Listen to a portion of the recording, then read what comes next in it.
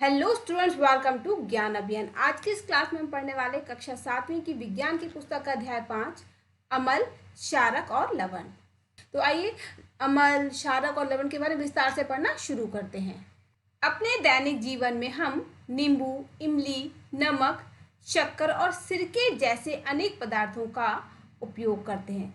क्या इन सब का स्वाद एक समान होता है? आइए हम सारणी 5.1 में सूचीबद्ध किए गए कुछ खाद्य पदार्थों के स्वाद पर ध्यान दें। यदि आपने इनमें से किसी भी पदार्थ का स्वाद नहीं चखा हो तो उसे चखिए और परिणामों को सारणी 5.1 में लिखिए।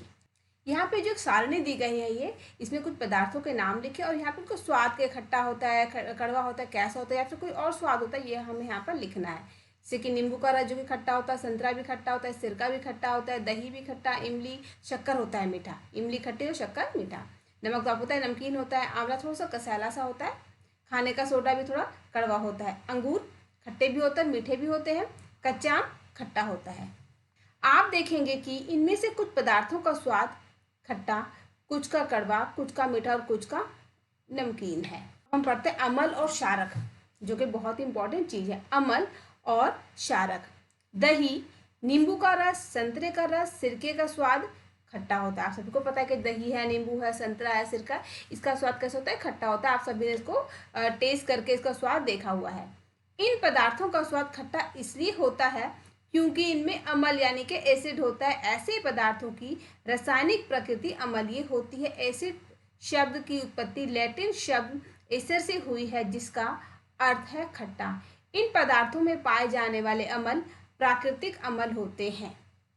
अम्ल क्या होता है? एक एसिड होता है जो कि खट्टा होता है, और इसकी जो उत्पत्ति हुई है वो कहाँ से? लैटिन भाषा के शब्द जो एसिड से हुई है, इसका अर्थ है खट्टा। और ये जो संतरा है, नींबू, इनका जो रस होता है वो प्राकृतिक होता है, उसमें खट्टापन होता है। ऐसा नहीं कि हमने कुछ मिला दिया तो खट्टा हो गया, नहीं, इसका जो नेचुरल टेस्ट है वही खट्टा होता है। खाने का सोडा, बेकिंग सोडा कैसा होता है? क्या इसका स्वाद भी खट्टा है? यदि नहीं तो इसका स्वाद कैसा है? क्योंकि इसका स्वाद खट्टा नहीं, जिसका मतलब है इसमें कोई अम्ल नहीं है, इसका स्वाद कड़वा है। यदि आप इसके विलयन को अपनी उंगलियों के बीच रगड़े तो यह साबुन जैसा चिकना लगता है।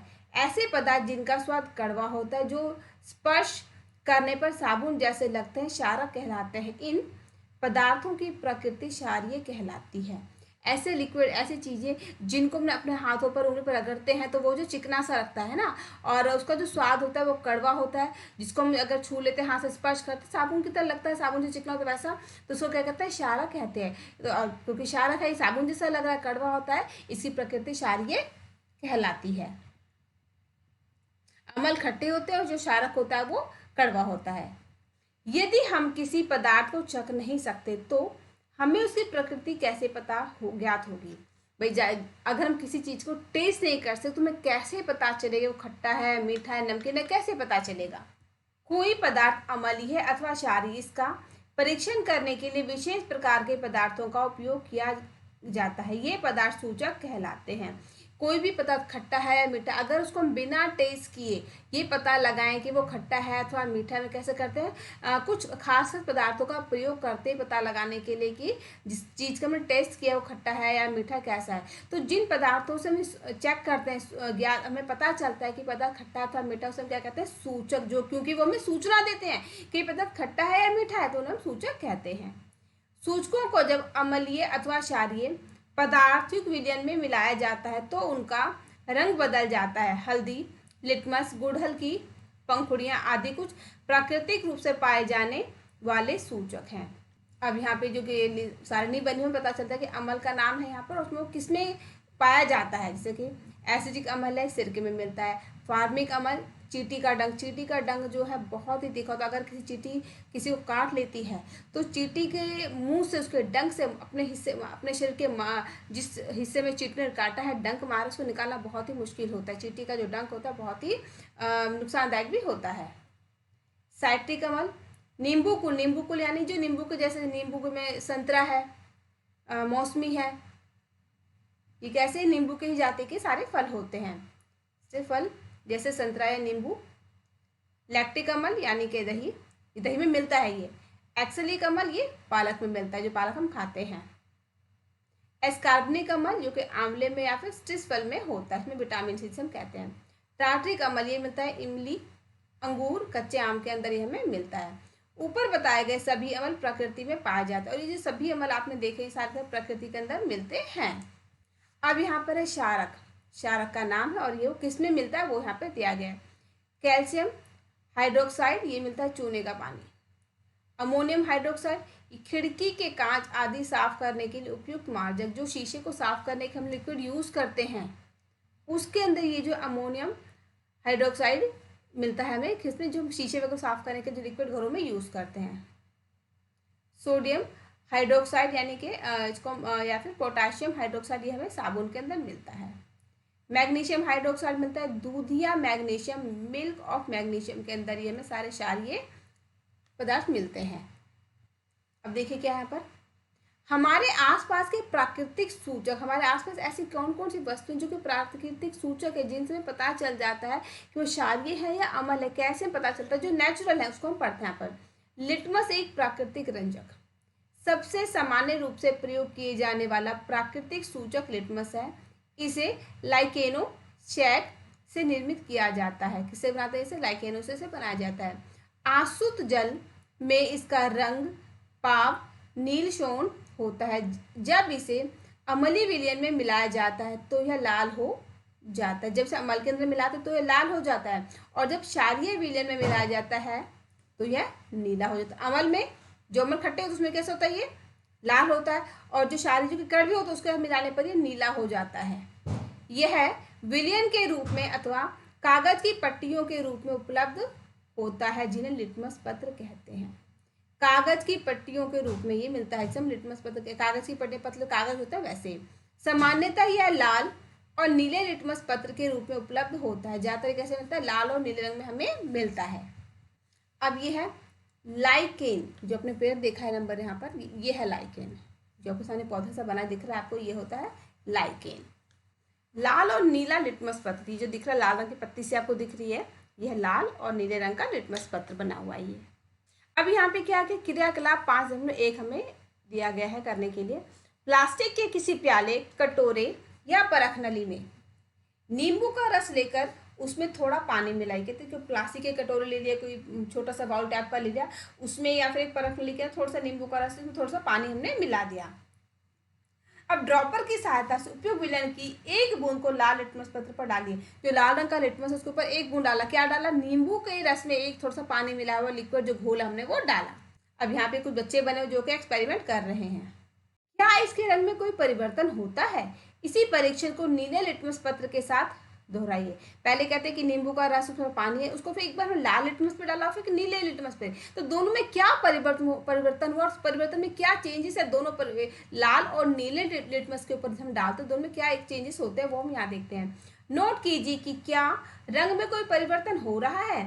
इसी क्रियाकलाप को निम्नलिखित पदार्थों के साथ दोहराइए।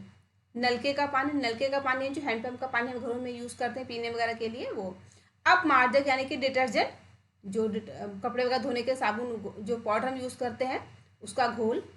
वातित वे पदार्थ, साबुन का विलयन, शैम्पू सामान्य, नमक का विलयन, शक्कर का विलयन, सिरका, बेकिंग सोडे का विलयन, दूधिया मैग्नीशियम धावन, सोडे का विलयन और चूने का पानी यदि संभव हो तो विलयन आंसू जल में बनाएं।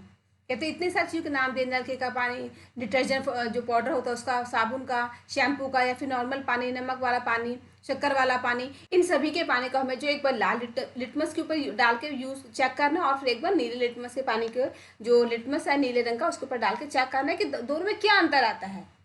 अब यहाँ पे जो है सारणी ये 5.2 दी हुई है। यहाँ पे परीक्षण विलयन, लाल लिटमस पर प्रभाव, नीले लिटमस पर प्रभाव और निष्कर्ष। इस परीक्षण विलयन में हमें जितने भी हमने घोल का प्रयोग किया उन सभी का नाम लिखेंगे। फिर यहाँ पे लाल लिटमस के ऊपर जब हम डालते हैं कि बूंद, तो उसमें क्या चेंज आता है, क्या परिवर्तन होता है वो लिखना है। फिर यहाँ नीले लिटमस के ऊपर प्रभाव लिखना है और यहाँ पे उसका निष्कर्ष कि दोनों में डालने पर जो दोनों में क्या परिवर्तन, क्या निष्कर्ष निकला, क्या दोनों में चेंज था वो हमें यहाँ पर लिखना है। क्या आपकी सूची में कुछ ऐसे विलयन हैं जिनका लिटमस पत्र पर कोई प्रभाव नहीं होता? इन पदार्थों के नाम लिखिए।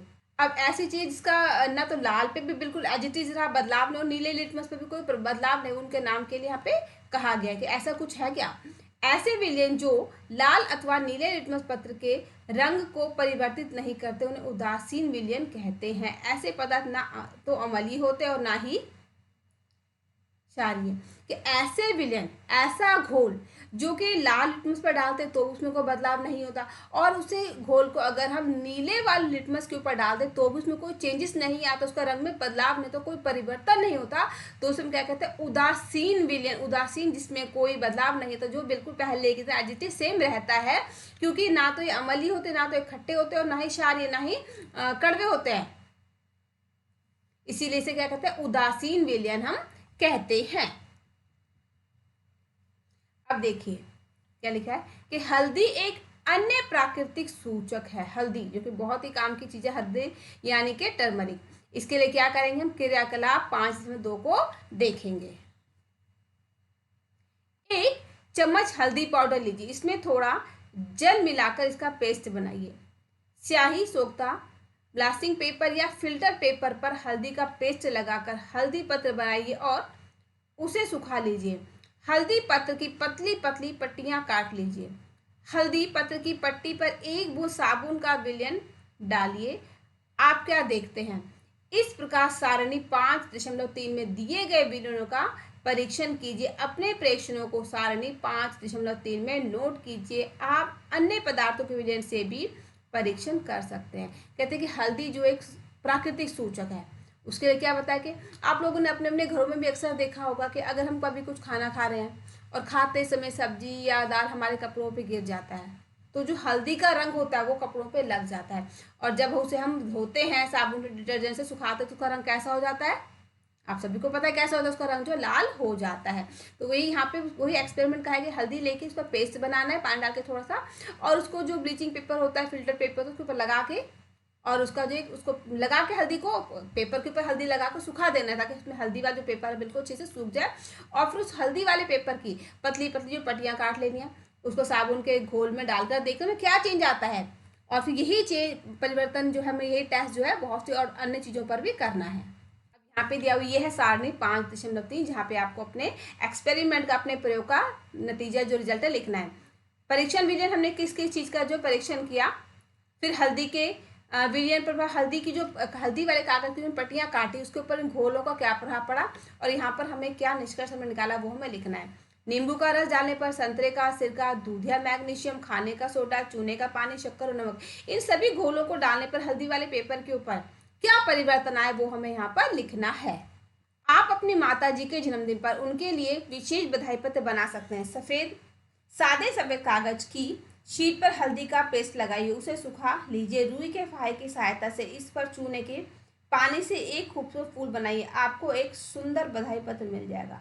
ये क्या कहा है कि एक छोटा सा ग्रीटिंग कार्ड बनाने के लिए, कि अगर आपको अपने घर मम्मी के लिए, अपने किसी खास के लिए, भाई के लिए, बहन के लिए, फ्रेंड्स के लिए कोई छोटा सा बधाई पत्र को कार्ड बनाकर उनको देना अपने हाथ से, क्योंकि अपने हाथ से बनाए हुए चीज़ में बहुत खुशी मिलती है, और जिसको हम देते हैं उसे बहुत खुशी मिलती है कि हमने अपने हाथ से मेहनत करी है, कितना हम आपसे, हमारा कितना लगाव है एक दूसरे के प्रति, हम हाथ से बना रहे हैं। तो क्या कि सिंपल सफ़ेद कागज लिया और उसके ऊपर जो हल्दी का पूरा पेस्ट लगा लिया, और लगाने के बाद रुई की सहायता से जो है चूने के पानी से सुंदर सुंदर फूल बना दिए, तो बहुत ही सुंदर लगता है। ये है हल्दी का पेस्ट और ये चूने का पानी, इतना सुंदर है फूल, तो बहुत ही सुंदर लगता है।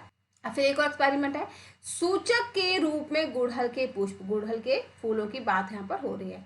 गुड़हल के पुष्प की कुछ पंखुड़ियां एकत्र कीजिए, फूल होता है उसकी कुछ पंखुड़ियां, उसके पत्ते, इसको जमा करना है और उन्हें किसी बीकर में रख दीजिए। इसमें थोड़ा गर्म जल मिलाइए, मिश्रण को कुछ समय तक रखिए जब तक जल रंगीन ना हो। रंगीन जल को सूचक के रूप में प्रयोग कीजिए। इस सूचक की 5-5 बूंदे सारणी 5-4 में दिए गए प्रत्येक विलयन में मिलाइए। पता है पुराने ज़माने में जब रंग वगैरह नहीं हुआ करते थे, जब रंगों का इतना ज़्यादा प्रयोग नहीं था, रंग थे ही नहीं, लोगों को पता ही था कलर क्या चीज़। आज तो बहुत तरीके का रंग मिलते हैं, बहुत से रंग मिलते हैं दुनिया मार्केट के अंदर, लेकिन एक समय ऐसा था जब रंगों का इतना ज़्यादा लोगों को नहीं पता था, लोगों को ज्ञान नहीं था, तो लेकिन रंगों का जो प्रयोग तो उसमें भी हुआ करता, लोग रंगोली बनाते थे, होली के दिन जो है रंगों का प्रयोग करते, कैसे करते, फूलों के पत्तों से रंग लोग बनाया करते। फूलों के पत्तों को ले लिया, उसको सुखा के पाउडर बना दिया, उस पत्तों को उबाल के उसका जो पत्तों का जो रंग होता था उसको यूज़ किया करते थे। तो रंगों का प्रयोग तो हमारे प्राचीन समय से होता आ रहा है। फूलों का यूज़ करते हैं। वही क्या है यहाँ पे कि जो गुड़हल का जो फूल है उसके पत्ते लेके उसको थोड़े से हल्के गर्म पानी में डाल के छोड़ दो थोड़ी देर के लिए, और गर्म पानी में डालने के बाद जो गुड़हल का फूल है उसके जो पत्ते हैं फूल के, उसका जो रंग है वो धीरे धीरे अपने आप पानी के अंदर मिल जाएगा और जो पानी सफ़ेद पानी था वो रंगीन हो जाएगा। फिर यहाँ पे क्या क्या एक्सपेरिमेंट करने के लिए सारणी 5.4 में लिखा है कि परीक्षण विलयन, आरंभिक रंग और अंतिम रंग।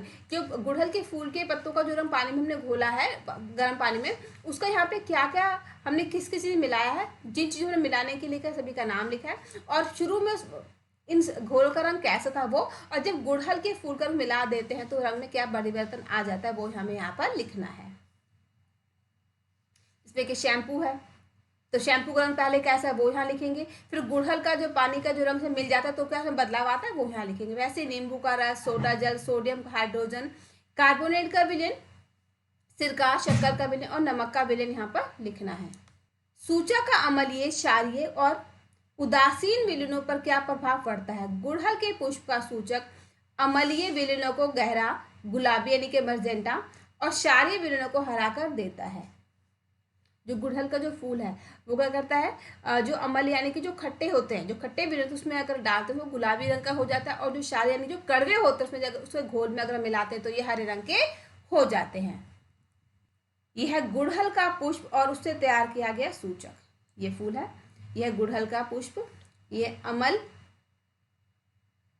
सूचक और ये क्षारक। इसे एक्सपेरिमेंट करने के लिए जो बताया आपको। आप इन प्राकृतिक सूचकों को बनाकर उनमें अम्लीय, क्षारीय और उदासीन विलयनों में परिवर्तन देखने का प्रयास कर सकते हैं। पहली आपके लिए निम्नलिखित समस्या लेकर आई है। अब क्या समस्या वो देखिए। कॉफी का रंग है भूरा और स्वाद है कड़वा, अम्ल है यह या है क्षार, प्रश्न बड़ी ही है दुश्वार। स्वाद के कारण से अनजान, बिना परीक्षण हो ना ज्ञान। एक पहेली के रूप में छोटा सा आपके सामने एक प्रॉब्लम जिसको आपको सॉल्व करने के लिए कहा गया है। अब यहाँ पर है क्रियाकलाप 5.4। शिक्षक शिक्षिका से अपेक्षित है कि वे अपने विद्यालय की प्रयोगशाला अथवा आसपास के किसी विद्यालय से निम्नलिखित रसायनों की उपलब्धता सुनिश्चित करें। तनु हाइड्रोक्लोरिक अम्ल, तनु सल्फ्यूरिक अम्ल, तनु नाइट्रिक अम्ल, एसिटिक अम्ल, सोडियम हाइड्रोक्साइड, अमोनियम हाइड्रोक्साइड तथा कैल्शियम हाइड्रोक्साइड यानी कि चूने का पानी। इनमें से प्रत्येक विलयन पर तीनों सूचकों के प्रभाव को प्रदर्शित कीजिए। अपने परीक्षणों को सारणी 5.5 में लिखिए। अब हम पढ़ते हैं उदासीनीकरण, इसमें कोई बदलाव नहीं होता। हमने पढ़ा है कि अम्ल नीले लिटमस को लाल कर देते हैं और क्षारक लाल लिटमस को नीला कर देते हैं। आइए अब यह देखें, जब किसी अम्ल को किसी क्षारक में मिलाया जाता है तो क्या होता है। यानी कि जब किसी खट्टे अम्ल है ना, खट्टे वाले चीज को किसी कड़वे वाले विलयन में घोल में डाला जाता है तो क्या बदलाव होता है। हम उस सूचक का उपयोग करने जा रहे हैं जिसका आपने अभी तक उपयोग नहीं किया है। इसे फिनाल्फथेलिन कहते हैं। एक नया एक्सपेरिमेंट है, नया शब्द है। यह क्रियाकलाप शिक्षक द्वारा कक्षा में निर्देशित किया जाना चाहिए। किसी परख नली के 1/4 भाग को तनु हाइड्रोक्लोरिक अम्ल से भर दीजिए। इसका रंग नोट कीजिए। फिनाल्फथेलिन विलयन के रंग को भी नोट कीजिए। सूचक के 2-3 बूंद अम्ल में मिलाइए। पहले क्या कि एक छोटा परख नली लेनी है, उसके अंदर हाइड्रोक्लोरिक अम्ल को उसको भर देना है। उसके बाद में क्या करना है, जो फिनाल्फथेलिन घोल है, लिक्विड है, उसका उस रंग को नोट, दोनों के रंग को पहले नोट करना है, कौन सा किस किस रंग का है। उसमें जो घोल उसमें 2-3 बूंद अम्ल की डाल देनी है। जैसे कि यहाँ पे एक्सपेरिमेंट दिखाया हुआ है कि उदासीनीकरण का प्रक्रम, यह है अम्ल सूचक और यह है क्षारक। बदलाव हो गया इस रंग से। चित्र 5.4 जो कि मैंने अभी आपको दिखाया। परख नली को धीरे धीरे हिलाइए। क्या आपको अम्ल के रंग में कोई परिवर्तन दिखाई देता है। अम्लीय विलयन में ड्रॉपर से सोडियम हाइड्रोक्साइड की 1 बूंद डालिए। परख नली को धीरे धीरे हिलाइए। क्या विलयन के रंग में कोई परिवर्तन होता है। विलयन को निरंतर हिलाते हुए बूंद बूंद करके सोडियम हाइड्रोक्साइड विलयन डालना तब तक जारी रखिए जब तक कि हल्का गुलाबी रंग ना आ जाए, यानी कि जब तक उसके अंदर परिवर्तन ना हो जाए तब तक उसमें एक एक बूंद जो सोडियम हाइड्रोक्साइड की एक एक बूंद उसमें डालते रहिए, कंटिन्यू डालते रहिए, धीरे धीरे उसमें बदलाव जो हो जाएगा और जो रंग है वो गुलाबी रंग का हो जाएगा। अब इसमें तनु हाइड्रोक्लोरिक अम्ल की एक बूंद और मिलाइए। आप क्या देखते हैं, क्या विलयन पुनः रंगहीन हो जाता है? फिर से सोडियम हाइड्रोक्साइड की एक बूंद मिलाइए, क्या रंग में कोई परिवर्तन होता है? विलयन पुनः गुलाबी हो जाता है। देखिए, ये जो एक्सपेरिमेंट करने के लिए बताया गया है, ये आपको घर में खुद से अकेले नहीं करना है। ऐसा नहीं कि हमने सामान अरेंज किया और करने लगे। ये अपने स्कूल में टीचर के सामने या फिर अपने पास में कोई बड़ा आपके होने तभी आपको एक्सपेरिमेंट करने हैं, अपने हाथों से नहीं करना, क्योंकि अगर हम अपने हाथ से बिना किसी बड़े की सहायता ले करते तो ये नुकसानदायक हो जाते हैं। यह स्पष्ट है कि जब विलयन क्षारीय होता है तो फिनाल्थेलिन गुलाबी रंग देता है। इसके विपरीत जब विलयन अम्लीय होता है तो ये रंगीन हो जाता है। कि जब घोल जो विलयन है, जो घोल है, जब क्षारीय यानी जब कड़वा होता है तो ये फिनाल्थेलिन डालने पर कैसा रंग हो जाता है? उसका गुलाबी रंग हो जाता है। लेकिन जब विलयन जो लिक्विड है खट्टा होता है, अम्लीय होता है, तो ये रंगहीन यानी कि बिल्कुल सफेद जैसे पानी की तरह हो जाता है, इसका कोई भी रंग नहीं होता। जब किसी अम्लीय विलयन में क्षारकीय विलयन मिलाया जाता है तो दोनों विलयन एक दूसरे के प्रभाव को उदासीन कर देते हैं। जब किसी अम्ल और क्षारक के विलयन को उचित मात्रा में मिलाया जाता है तो विलयन की प्रकृति ना तो अम्लीय रहती है और ना ही क्षारीय रहती है। दूसरे शब्दों में अम्ल तथा क्षारक दोनों की ही प्रकृति लुप्त हो जाती है। इस प्रकार बना विलयन ना तो अम्लीय होता है और ना ही क्षारीय होता है। कहते हैं कि जब किसी विलयन में, जब किसी घोल के अंदर एक उचित मात्रा यानी कि बिल्कुल बराबर मात्रा में अम्ल और क्षारक दोनों यानी कि खट्टा और कड़वा दोनों ही को ही पदार्थ को मिला दिया जाता है तो जो घोल है उसकी जो प्रकृति, उसका जो नेचुरल बना है वो ना तो खट्टा रहता है और ना ही वो कड़वा होता है, ना तो अम्ल वाला कहलाता है और ना ही वो कड़वा कहलाता है, ना ही क्षारक वाला वो कहलाता है। उदासीनीकरण के तत्काल बाद परख नली को स्पर्श करें। आपने क्या अनुभव किया? उदासीनीकरण अभिक्रिया में सदैव ऊष्मा निकलती अर्थात निर्मुक्त होती है। निर्मुक्त ऊष्मा से अभिक्रिया मिश्रण का ताप बढ़ जाता है। भाई जाहिर सी बात है, जब अभिक्रिया उसमें तो ऊष्मा निकल रही है, गर्म उसमें से गर्माहट आ रही तो ताप तो अपने आप बढ़ जाएगा। उदासीनीकरण अभिक्रिया में नया पदार्थ निर्मित होता है जो लवण कहलाता है। अब जो उदासीनीकरण इसमें कि कोई बदलाव नहीं होता, जब ये प्रक्रिया होती है, अभिक्रिया होती है तो उसके अंदर एक नया पदार्थ बन जाता है, नया बनता है। जो नया पदार्थ बन रहा है उसे हम क्या कहते हैं? उसे हम लवण के नाम से जानते हैं। लवण अम्लीय, क्षारीय अथवा उदासीन प्रकृति का हो सकता है। अब जो लवण बना है, जो नया बना है, लवण भी हो सकता है, जो नया पदार्थ बना है वो लवण जो है अम्लीय भी, खट्टा भी हो सकता है, क्षारीय भी हो सकता है, कड़वा भी हो सकता है और उदासीन प्रकृति यानी कि उसका कोई स्वाद नहीं भी हो सकता। ऐसा नहीं कि उसको कोई स्वाद हो, अम्ल खट्टा हो या कड़वा हो, नहीं, वो बेस्वाद भी यानी कि स्वादहीन भी हो सकता है। उदासीनीकरण को निम्न रूप में परिभाषित किया जा सकता है।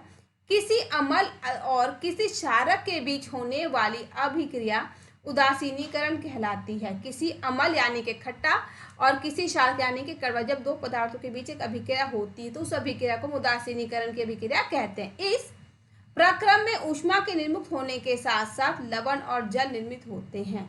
और जब ये प्रक्रिया होती है इसमें जो ऊष्मा निकलती है, गर्मी निकलती है और उसके साथ लवण या फिर जल निर्मित हो जाता है, यानी कि लवण या जल बनने लगता है। इसका अभिक्रिया का उदाहरण है अम्ल में जब क्षारक मिलता है तो क्या होता है? ये लवण या जल ऊष्मा निर्मुक्त होती है। निम्नलिखित अभिक्रिया इसका उदाहरण है। हाइड्रोक्लोरिक अम्ल में जब हम सोडियम हाइड्रोक्साइड मिला देते हैं ना, सोडियम क्लोराइड, और ये जल, फिर उसमें ऊष्मा मिलती है। बूझों ने चूने के पानी में तनु सल्फ्यूरिक अम्ल मिलाया, अभिक्रिया मिश्रण गर्म हो जाएगा अथवा ठंडा। अब हम पढ़ेंगे दैनिक जीवन में उदासीनीकरण के उदाहरण। दैनिक जीवन यानी कि जो हमारी रोजमर्रा की जिंदगी है उसमें उदासीनीकरण के उदाहरण पढ़ने वाले हैं। अपाचन, जब पचता नहीं है। हमारे आमाशय में हाइड्रोक्लोरिक अम्ल पाया जाता है। अध्याय 2 में पढ़ चुके हैं कि यह भोजन के पाचन में हमारी सहायता करता है, लेकिन आमाशय में अम्ल की आवश्यकता से अधिक मात्रा होने से अपाचन हो जाता है। कभी कभी अपाचन काफी कष्टदायक होता है।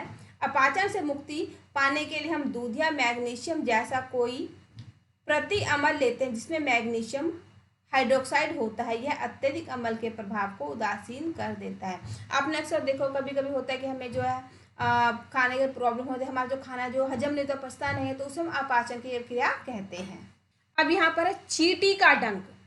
चींटी के डंक में फॉर्मिक अम्ल होता है। जब चींटी काटती तो है त्वचा में अम्लीय द्रव डाल देती है।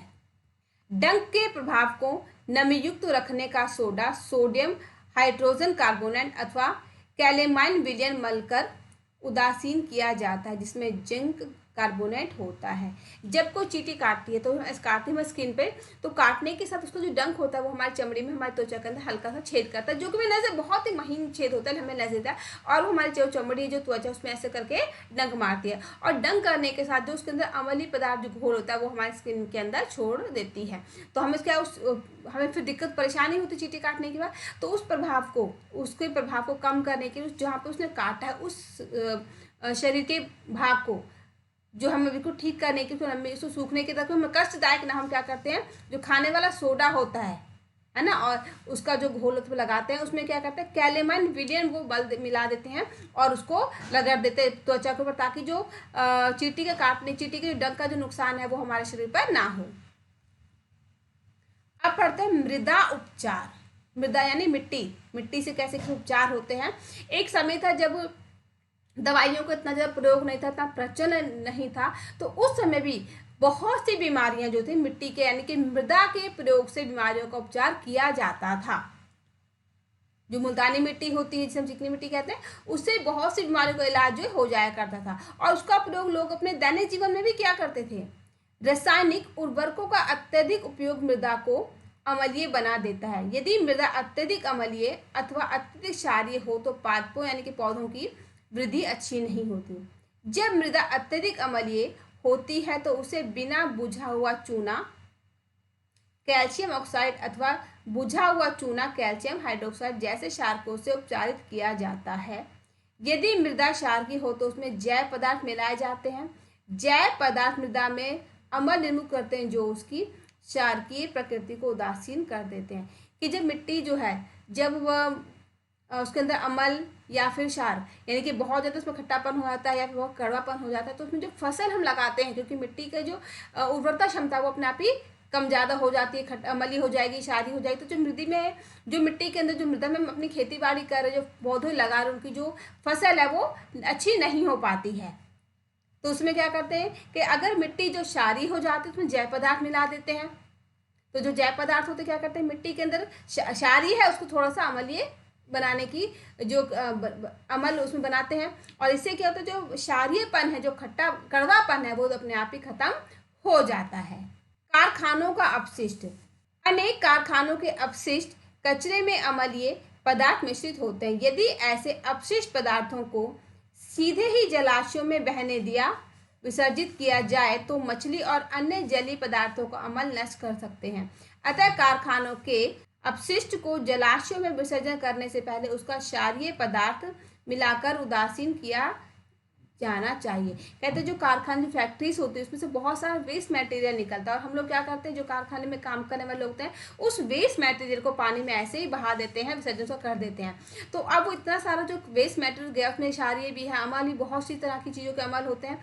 तो जब ये अमल या अमल जो है पानी के अंदर मिल जाते हैं तो जो जलीय जीव है मछलियाँ वगैरह वो क्या करते हैं उस अमल के कारण समाप्त हो जाते हैं। तो कारखाने के लोगों को क्या करना चाहिए, जो अपशिष्ट पदार्थ फैक्ट्रियों का उसको पानी में डालने से पहले, उसको विसर्जन करने से पहले उस अमल को खत्म करने के इसमें जो क्षारीय पदार्थ है उसे मिला देना चाहिए। क्योंकि अगर अमल में हम क्षारीय को मिला देते हैं तो जो अमल और क्षार दोनों की जो है दोनों ही समाप्त हो जाता है, पानी के ऊपर उसको कोई भी प्रभाव नहीं पड़ता। तो इस अध्याय में हमने जो प्रमुख शब्दों को पढ़ा वो था अमल जो कि खट्टे होते हैं, क्षारक जो कि कड़वे होते हैं, सूचक इनके बारे में सूचना देने वाले, उदासीन विलयन ऐसे विलयन जिसके ऊपर अम्ल का या क्षार का कोई भी प्रभाव नहीं पड़ता, जिसका रंग नहीं बदलता, जिसमें कोई बदलाव नहीं होता, उसे हम उदासीन विलयन कहते हैं। ऐसा विलयन जिसके ऊपर अम्ल का क्षार का कोई भी प्रभाव नहीं पड़ता। उदासीनीकरण और लवण, जो कि उदासीनी जो प्रक्रिया होती है, अभिक्रिया होती है, उसको करने के बाद जो पदार्थ बनता है उसे हम लवण कहते हैं। इस अध्याय में हमने क्या सीखा कि अम्ल स्वाद में खट्टे होते हैं और क्षारकों का स्वाद कड़वा होता है तथा उनका स्पर्श साबुन के जैसा यानी कि चिकना होता है। तो मुझे उम्मीद है कि इस अध्याय में हमने अम्ल जो खट्टे पदार्थ और क्षारक जो कड़वे पदार्थ होते हैं कि इनके बारे में जितनी भी जानकारी हमने भी पढ़ी आपको अच्छे से समझ में आ गई होगी। तो देखते रहिए इसी तरह आपका अपना ज्ञान अभियान। मिलते हैं अपने दूसरे वीडियो में।